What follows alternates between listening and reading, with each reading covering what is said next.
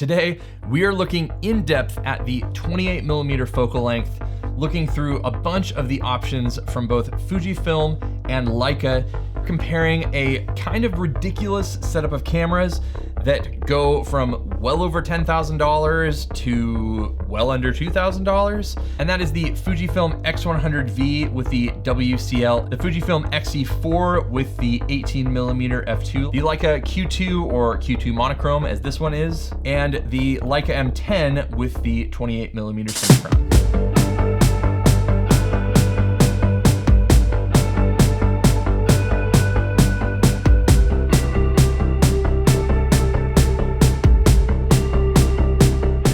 Now right off the bat, this is not going to be a fair comparison. People are gonna get mad about this. They're gonna say that I'm biased, but for what it's worth, I own the X100V, I own the XE4, I own the M10.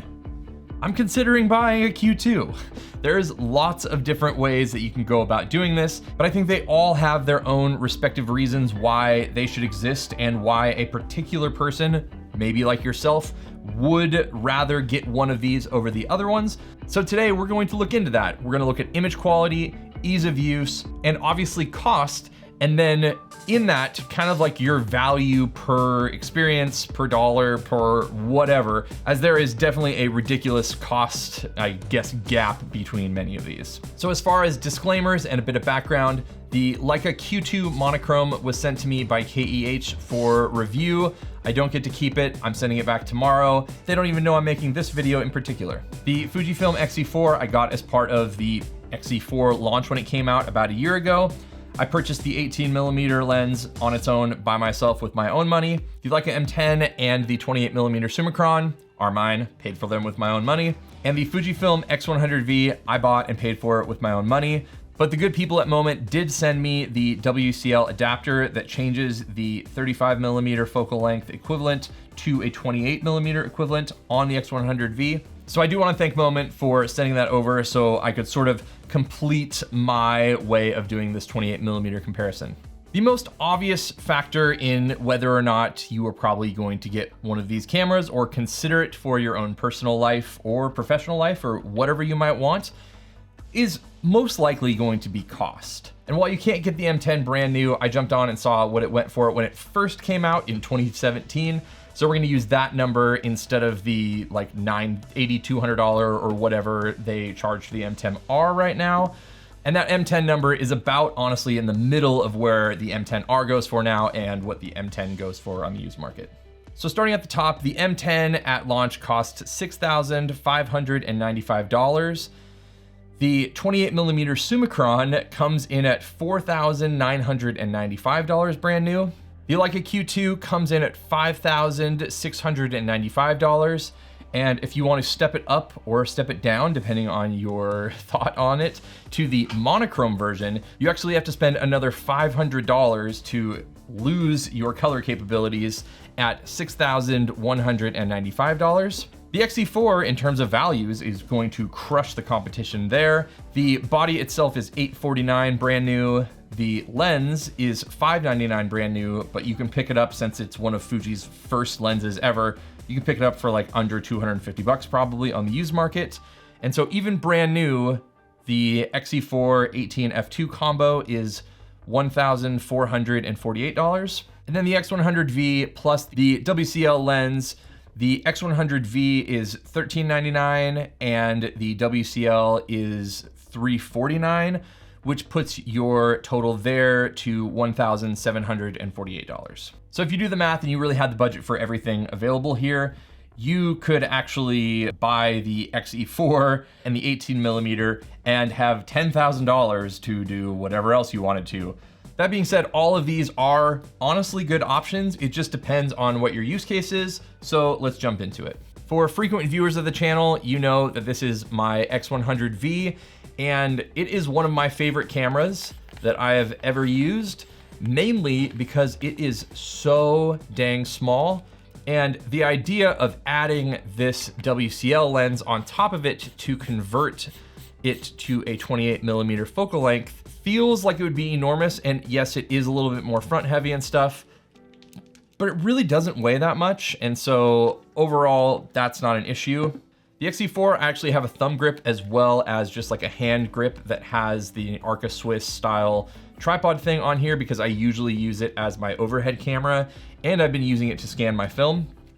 But it is a crazy lightweight camera. So if you're going for ultimate portability and you like the 28mm focal length, ditching mainly this bottom plate here would make that a real winner. The Q2 monochrome, honestly, the body basically weighs nothing, and the lens itself is very, very lightweight as well. So portability wise, you would think, as it seems as if this is the thickest lens of the group, but this is, you know, fairly similar. It's totally fine, and honestly, it's probably better balanced than the X100V and the WCL adapter. And then the Leica M10, I mean, this is like my camera that I use for everything, both personal and professional. That being said, it is the only one out of these cameras that does not have autofocus. And the thing it suffers from the most out of all these cameras as well is its minimum focusing distance only goes down to 0.7 meters.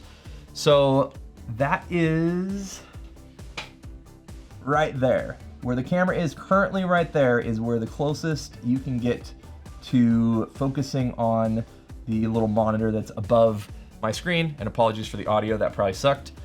But in comparison, if you dump this thing into manual mode on the Q2, you can get to right there. And I believe the other cameras are very, very similar as well.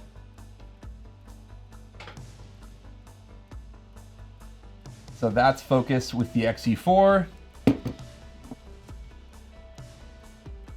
And there is focus with the X100V and the WCL converter.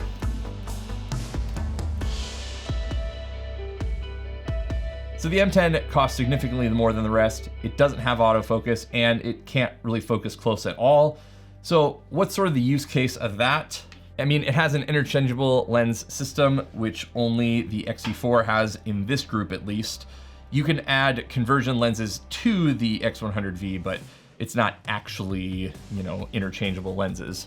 And then I'm not gonna get into everything about the M10, but the 28mm Summicron is a fantastic lens. And then the actual rangefinder system of focusing, along with a full frame sensor, you know, there's just a lot to love about this camera. But that being said, it is very, very expensive. Now, the Q2 is the camera that I've sort of avoided for a long time and kind of kept at arm's reach. The cost of these is so significantly low in comparison. They're still expensive cameras, but in comparison, that I wanted to be very, very happy with my decision not to ever mess with the Q2. But when the opportunity arose to check it out, obviously I was gonna jump into it. And obviously this is the monochrome version, which is also going to be different than the regular color version. But if the color version is anything like the colors of the SL2, which I have reviewed on this channel, or the M10, which I am incredibly familiar with, I'm gonna be pretty happy with the colors. And then this lens is absolutely incredible. Of the four lenses here, unless my eyes are deceiving me, and I don't believe they are, it is definitely the sharpest lens of the bunch, for sure. Obviously, you're going to expect a lot from this camera, and the fact that the lens is fairly large, but the way that they've optimized both the sensor and the lens to work together is absolutely fantastic. Now, I'll say the manual focus experience here is almost perfect. You have just a lot of range here. You have the whole setup where you can zone focus, and it feels very much, I don't know, sort of like an M camera in a way, because you have this focus tab, which I love. I love focus tabs. And just being able to manual focus this with a lot of resistance.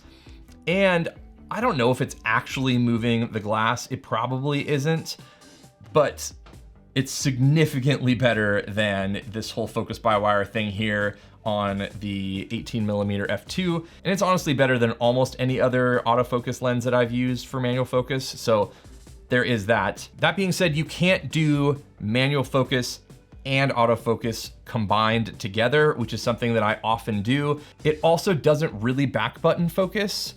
It has the ability to focus, and then you can hold the button down here if you set it to a custom function, but you can't just track a subject and focus and do it like you would normally do back button focusing, which is a huge con for this camera.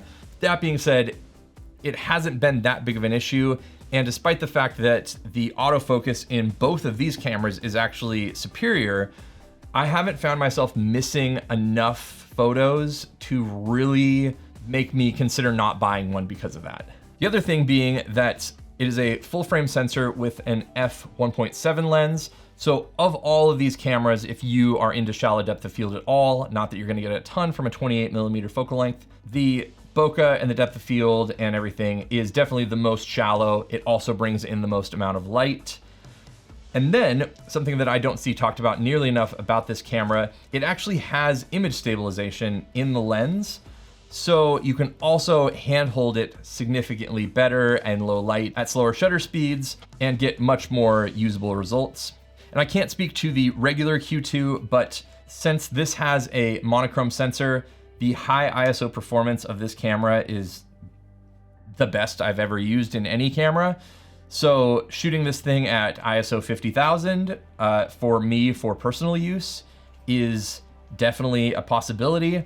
And then on top of that, you have a 47 megapixel sensor, which for a camera this small, the only other camera I know that is in that range is the M10R. And again, that camera is like $8,000 or $9,000. Now, moving on to the X-E4.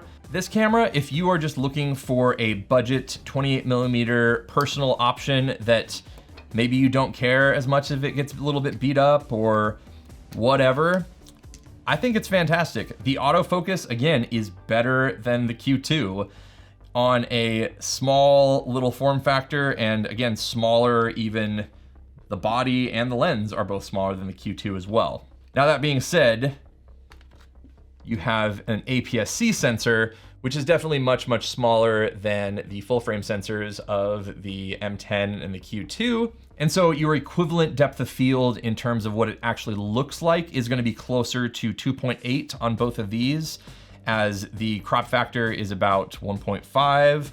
So if we go, 1.5 times f2, that's about f3. And so you're getting a look similar to a 28mm f2.8, where you're obviously getting the look of an f2 or f1.7. So in terms of that kind of more shallow depth of field, that's the look you're getting. The amount of light gathering in the lens is, by f-stop at least, the same across, minus the 1.7 here. But again, the look of it is going to look a little bit more in focus than on the full frame sensors. And then finally, kind of the oddball of the group, but I feel like the one that people are overlooking a lot more is the X100V. This camera, again, is phenomenal, and then adding this lens converter is not that expensive at $350 to make something out of your setup that gives you, I guess, more versatility. The difference between 28 and 35 for most people doesn't feel like a lot, but for someone like me, it definitely actually is. The X100V, I would probably honestly say, without the adapter, the lens might be the second sharpest in here after the Q2. It also has really great and reliable autofocus. I feel like tracking my kids running around with this camera and this setup works, again, better than the Q2 or the Q2 monochrome. And then adding this on there to get you that 28mm equivalent is kind of like the budget Q2. You can't remove the lens and do all this kind of stuff. But as far as a full package, I would say this is definitely kind of the closest thing you're gonna get in terms of overall user experience. And overall user experience mainly is because the viewfinders on all of these are very, very different. You can see when we pop these up next to each other, the vast difference in viewfinder sizes between all of the different models. The XE4 has by far the most disappointing viewfinder of all of them. The X100V actually has a pretty good viewfinder, The M10 only has an optical viewfinder, while the X100V is the only one that has both a digital viewfinder and an optical viewfinder. I was actually shocked as I just looked this up, and maybe the websites are lying to me, but this is saying that the X100V has a 3.69 million dot EVF, and the Q2 has a 3.68 million dot EVF. And one of the things that I've felt like I have been thinking while I'm doing this review and this comparison is that I've been feeling as if and one of the things that's kind of shocking to me about that is I've been feeling like the Q2 has a significantly better viewfinder. And I think that is less to do with the resolution and more to do with the size overall. It seems as if the size of the viewfinder itself is just bigger in terms of the electronics. So maybe this has a higher density, but this has a larger viewfinder. And then obviously like the M10 viewfinder is just optical, so it's a little bit different in those regards, but is the best experience out of all of them because you're literally just seeing through the viewfinder itself. And then the X-E4, you can see that the screen is just so small on the little EVF here. And it only comes in at 2.36 million dots. So I don't know, like a third less than the other two. And so the experience is fine, but it does the job. And it's one of those things where like, if you didn't have the other ones to compare it to, it wouldn't be that big a deal. But since you have the other ones to compare it to, it becomes more of not necessarily an issue, but something to think about. And on that same note, while we're here, the X-E4 has this pivoting rear screen that actually goes all the way up like this. So you can see selfie mode if you really wanted to.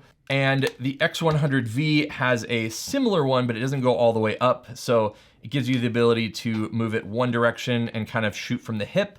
So as a street photographer, that actually is a pretty good little thing there.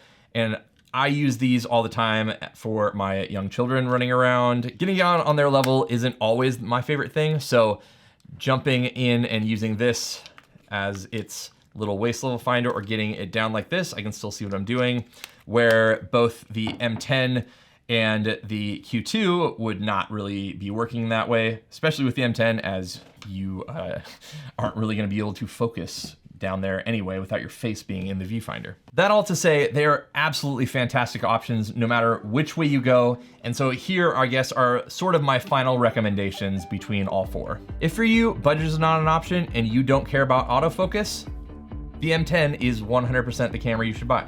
If you want about 80% of the look and feel of the images of these other cameras for the most part, in a very small and compact body that costs about 10 to 20% of some of these other options, the X-E4 honestly is great, despite the fact that it might be the worst experience of all of these, but it's still pretty great. Now the X100V with its native lens would definitely do much better in this test, but the fact that you have to add this secondary lens and it kind of is a weird weight, it's not bad, but it just kind of throws off the balance a little bit, as you can see here. It's not my favorite. And then also, if money is no object and you want the most shallow depth of field, you want the highest resolution, you want all that stuff, and you don't mind carrying something that is slightly larger, despite the fact that it's not actually more heavy and everything like that, the Q2 definitely is the better camera than almost every other camera here for most people. Price, obviously, for someone like me, is an incredibly determining factor. If price was no object, I would own this camera, for sure. But as price is an issue and an object, I guess, sticking with something like the X100V or even the X-E4 for most people is going to do most of the work that all these other cameras are doing. But honestly, between all of them, you can't really go wrong unless you just can't do the rangefinder focusing here. All of them are phenomenal cameras that do phenomenal work and have phenomenal image quality. It just depends on what kind of flavor you want out of all of these, as they all have different pros and cons, and no camera in this group wins all categories. So thanks so much for watching. I have done videos on all of these cameras and most of these lenses and all sorts of stuff. So if you are interested in more content like this, please subscribe, I believe right here if you haven't already. And then if you want to join the community on Patreon and learn more from me, you can join here. And then you can watch one of these videos about Fujifilm or Leica, depending on what you're into, and I will see you on one of those.